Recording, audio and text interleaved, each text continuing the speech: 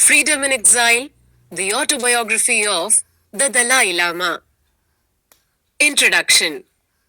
There was a time when Tibet was not an autonomous region in China. A time when the Dalai Lama was not just a spiritual leader, but a political leader as well. How was it that a peaceful nation became covered with violence and bloodshed? How did one man rise above it all to spread the peaceful teachings of Buddha? Freedom in Exile is more than just the life story of the Dalai Lama. It is the story of the Tibetan people and how they survived against oppression. Readers will be inspired by this book to continue on even when all hope is lost and how to protect what you value most in the face of violence. Holder of the White Lotus. There are some who see me, the Dalai Lama, as a living Buddha. There are others who consider me a god king. But I'm just a human being. I'm just a man from Tibet who chose to become a Buddhist monk. Being the Dalai Lama is my role and responsibility. Roughly translated, Dalai Lama means ocean of wisdom. I'm the 14th Dalai Lama of Tibet. I'm writing my story for two significant reasons. First, I want more people to learn about the Dalai Lama.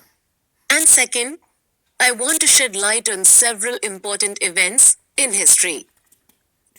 My parents were simple farmers, but we were fortunate enough to own a small piece of land. My father was a kind man, but sometimes he had a quick temper. I remember once, as a small child, I pulled his mustache too hard and he hit me for it. My mother was very compassionate. There was once a famine in China and some citizens near the border crossed into Tibet to relieve their hunger. A couple knocked on our door, they begged mother for food, and of course she fed them. She even gave more food to carry back with them. I have 7 siblings. 2 of my brothers became monks like me, and they became my trusted confidants as the Dalai Lama. The people of Tibet used to be very aggressive and prone to wars. But the teachings of Buddha changed all that. The Tibetan strength in arms was greatly transformed into strength of spirit. Buddhism became a vital part of the Tibetan society. It was said that the Dalai Lama is the reincarnation of all the Dalai Lama who came before him. That he is the manifestation of Bodhisattva, the holder of the White Lotus. I was 3 years old when the 13th Dalai Lama died, and a search party was sent to find the person who would be the Dalai Lama reincarnation. One day, the senior Lama had a vision. He was gazing upon a sacred lake when suddenly 3 letters floated in the air. The 3 letters were A, Ka, and Ma. After that, the senior Lama also saw a small house on a hill. That vision led the search party to the northeastern part of Tibet. The search party made it to the province of Amdo, where they proceeded to the Kumbum monastery. Once there, they saw the small house on a hill from the senior Lama's vision. The search party went to the house and asked if they could stay for the night. They concluded that the letters of the vision sent them directly to this location. A must have meant Amdo, Ka must have meant Kumbum, Ma must have meant Sera Lama. The leader of the search party disguised himself as a servant, but the youngest child in the home, a boy of only 3, recognized him. Sera Lama, the little boy called. The leader was actually Kyutsang Rinpoche, the senior monk of the Sera monastery. After that, the search party presented several items to the child. Some of the items had belonged to the 13th Dalai Lama. Amazingly, the child picked each of the Dalai Lama's belongings and said, "It's mine, it's mine." I was that little boy. From that moment on, my life changed. The Lion Throne. I left my home to begin my role as the Dalai Lama, and I was sad to be separated from my parents, but they were allowed to visit me every once in a while. The monks took me to the Potala Palace, where a ceremony was held to announce me as the spiritual leader of Tibet. I was only a small child, yet I was seated on the lion throne. The lion throne was beautifully carved and decorated with jewels. After the ceremony, my training as a monk began. I became a novice monk. The Rinpoche, or the spiritual masters, took care of me. There was Rating Rinpoche, who served as regent or temporary political leader. He was also my senior tutor.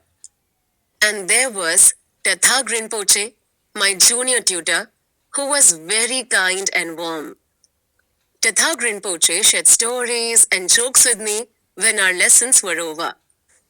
Kyutsang Rinpoche was the leader of the search party and my third tutor. Because he was also from Amdo, I became very close to him. Sometimes when Kyutsang Rinpoche wanted me to recite from a book, I would hang around his neck and laugh. You recite, I would merrily say to him. My brother, Lobsang Samten, and I were taught together until I was 8 years old. He was also training to be a monk. We had a place in the monastery which served as a schoolroom. The sweepers became our playmates and friends. I would wake up at 6 o'clock in the morning and dress in my usual robes. I spent the first hour in prayer and meditation. At 7 o'clock, I would eat my breakfast, which usually consisted of sampa and tea. When breakfast was finished, I would start my lessons. First reading, then penmanship, and after memorization.